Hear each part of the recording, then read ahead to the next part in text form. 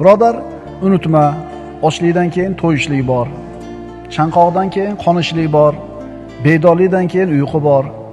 Kasallik, bemorlikdan keyin tuzalishlik, ofiyat bor. Astagfirullah. Fa'asallohu an ya'tiya bil fathi. Shoyat Alloh g'alaba bersa yoki o'z huzuridan biror buyruqni berib qolsa. G'oyiblar qaytib keladi. Adashganlar yo'lini topadi. Mashaqqatga kirganlar bir kun kelib qutuladi.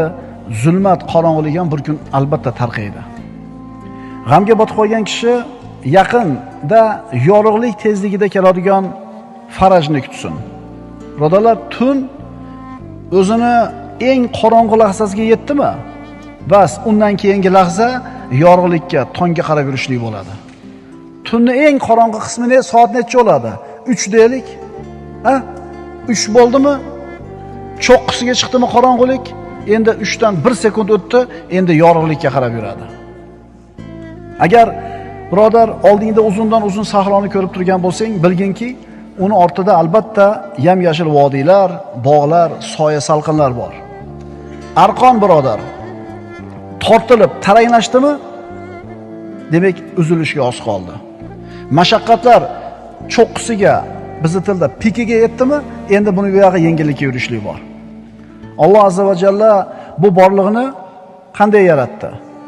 Bu borliqda yig'i bilan kulgu birga bo'ladi. Dard bilan shifo birga yuradi. Xavotir bilan xotirjamlik doim yonma-yon turadi. Payg'ambarimiz sollallohu alayhi vasallam aytadilar: "Va annal faraja ma'al karbi va anna ma'al usri yusra."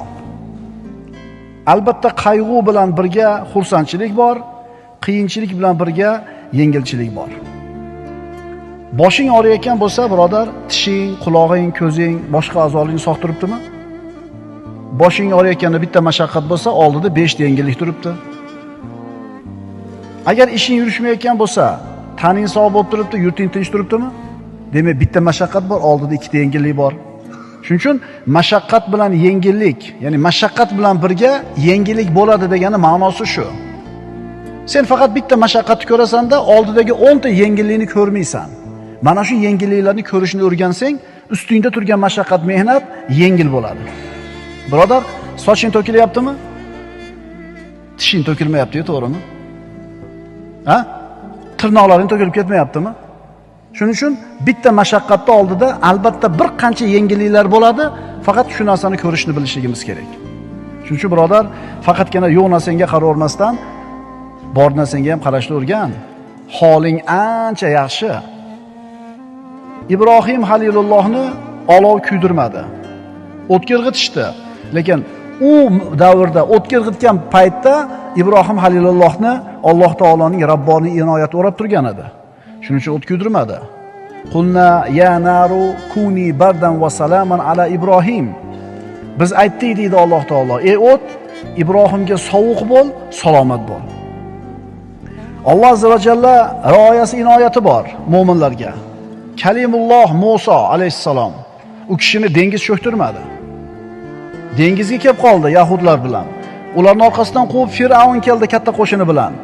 Shunda yahudlar tamom tutildik, halok bo'ldik deyishdi. Lekin Musa alayhissalom nima dedi?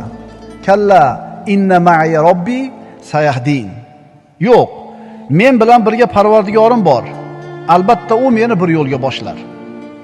Alloh taolo qanaqa yo'lga boshlab qo'ydi? Birodar, musulmon banda uni ustiga kelayotgan musibatlar, mashaqqatlar ham Alloh taoloning taqdiri ekanligini bilishlik kerak. Bu mashaqqatlar anbiyolarga ham kelgan. Nimaga kelgan ularga? Robbilari haqidagi gumonlarini sinashligi uchun. Alloh taolo aytadi: "Men bandamning gumonidaman. Men haqimda qanday gumon bo'lsa, shundayman" deydi. Yordam beradi deb gumon qilsa yordam beradi, meni tashab qo'ydi desa tashab qo'yadi. Alloh duoyimni ijobat qiladi deb aniq gumon qilib, aniq ishonib Allohga duo qilsa, duosini ijobat qiladi. Meni duoimni eshitarmikin deb ikkilanadigan bo'lsa eshitmaydi. Payg'ambarlarga ham sinov kelgan birodarlar. Robbilar tarafidan kelgan yengillikni kutadimi, kutmaydimi? Mana shu sinovni ular boshlaridan o'tkazishgan. Shuning uchun ustingga musibat keldi. Bitta mashaqqat, bitta musibat. Lekin yonida Robbingga duo qilish imkoniyating turibdimi? Demak, bitta mashaqqat oldi, bitta yengillik turibdi.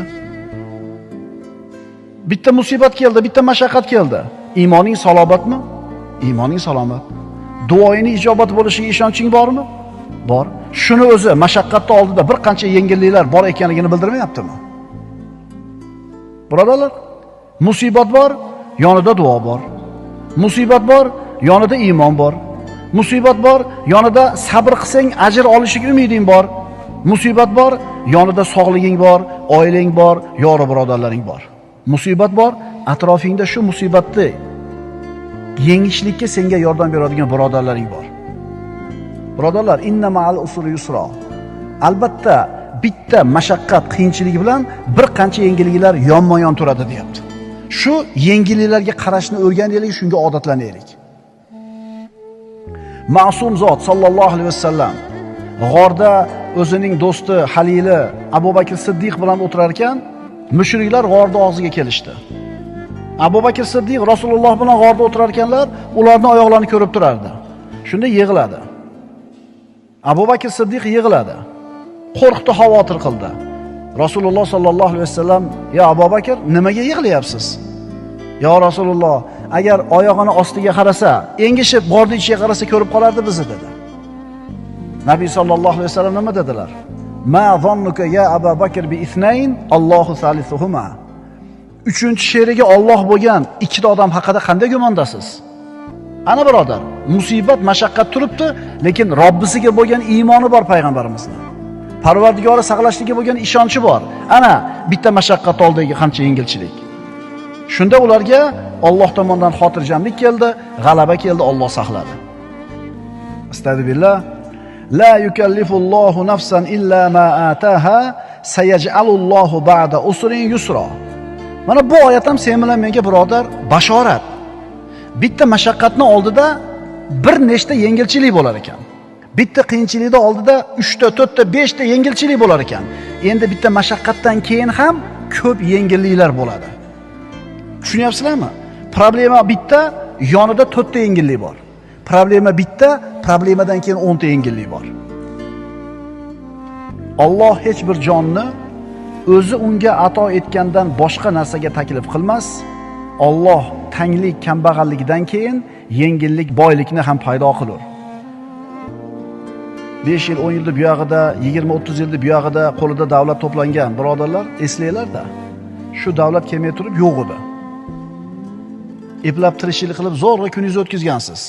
Ko'tini ko'tiga ulab, uchini uchiga ulab. O'sha kunlar bor edi. O'tib ketdi-da, endi esimizdan chiqib qoldi. To'g'rimi? 10 ming dollar bo'lsa yetadi degan kunlaringiz bo'lgan. Hozir o'sha 10 ming dollar yo'q odam aytadi, 10 ming bo'lsa yetadi deydi, xotirjam bo'laman deydi. 10 ming bo'lgandan keyin yetmagan. Keyin 100 ming berdi. O'sha 10 mingni so'ragan payti esdan chiqib qoldi. Inson esdan chiqarib qo'yadi. Bitta mashaqqatning oldida bir nechta yengillik bor va bitta mashaqqatdan keyin ham bir qancha yengilliklar bo'ladi. Faqat qaysi tomonga qarashni bilaylik, birodarlar. Bugungi kunini, naqd kunini bandalari, hozir naqd bo'lib turgan rohatini qullari, bunaqa odamlarning boshiga ozgina sinov, mashaqqat kelib qolsa, faqat siqilishni ko'rishadi. Faqat baxtsizlikni ko'rishadi. Chunki bular mana shu o'tirgan xonasini devoriga qaraydi, hovlisini darvozasiga qaraydi. U hovlining tashqarisiga nazar sola olmaydi. Bunaqalar oyog'ini tayinlilar ko'radi, sal nariroqni ko'ra olmaydi.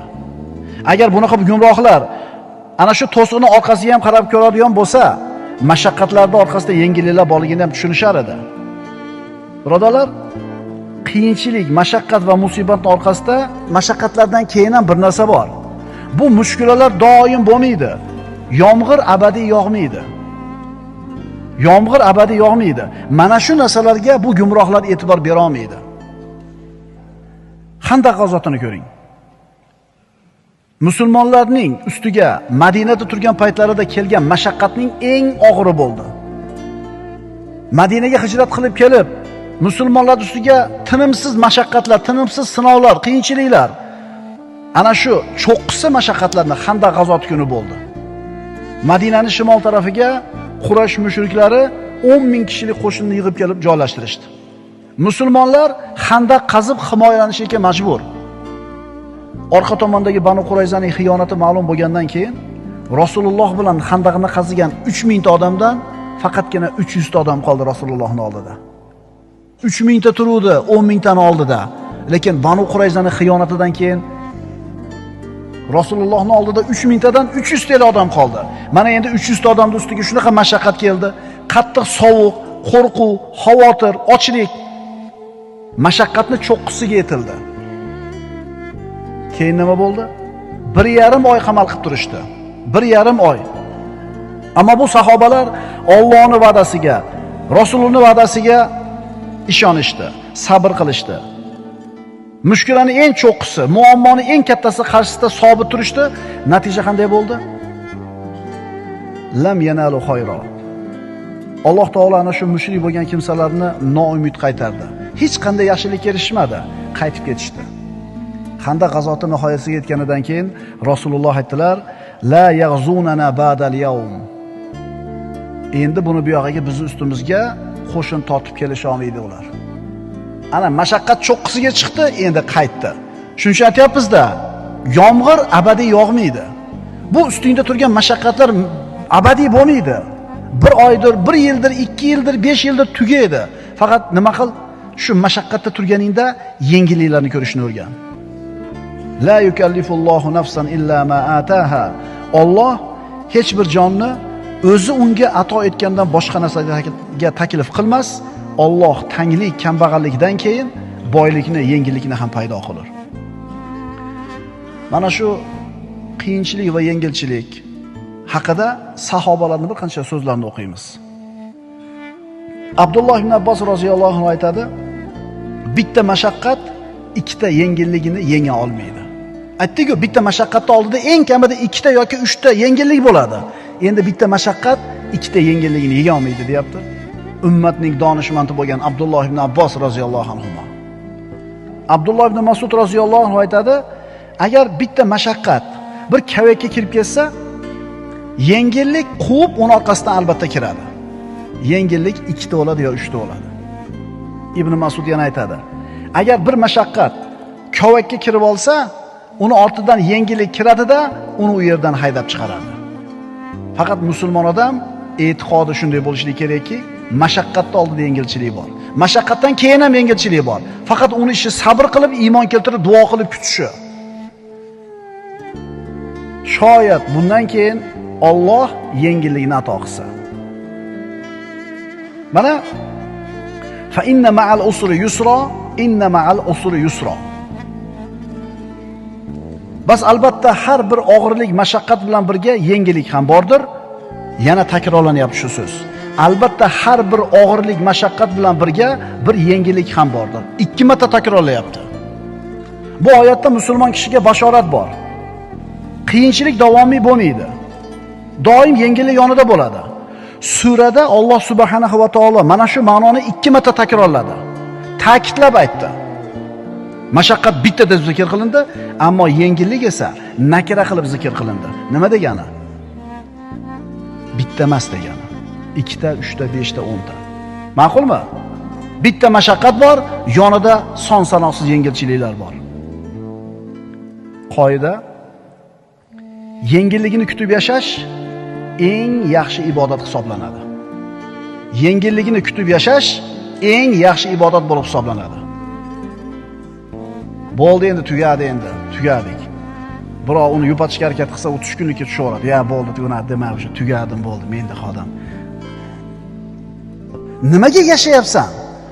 Umid qilyapsan, shuning uchun yashayapsan. To'g'rimi? Umiding bor-da. Kunlar almashib turadi, birodarlar. Zamon o'zgarib turadi. Zulmatdan keyin keladigan yorug'lik bor. Tundan keyin keladigan tong bor. Hakim bo'lgan Alloh subhanahu va taolo har kuni bir faoliyatda. Kimnidir ko'taradi, kimnidir tushiradi, kimni boy qiladi, yana kimni kambag'al qiladi. Shuning uchun birodar siqilma. Davomul hali minal muhal. Holatni doim bir xil bo'lishi mahol. Ishlaring yurishib turibdimi? Doim bir xil bo'lavermaydi. Bir kun tushishi bor.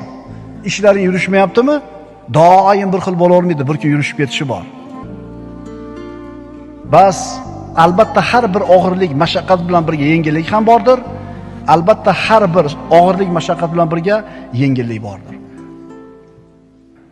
Xulosa, biz ustimizga kelgan bitta mashaqqatni o'ziga tikilib tura olmasdan, yonida turgan bir qancha yengillarga qaraylik, bitta mashaqqatni yengishimiz oson bo'ladi.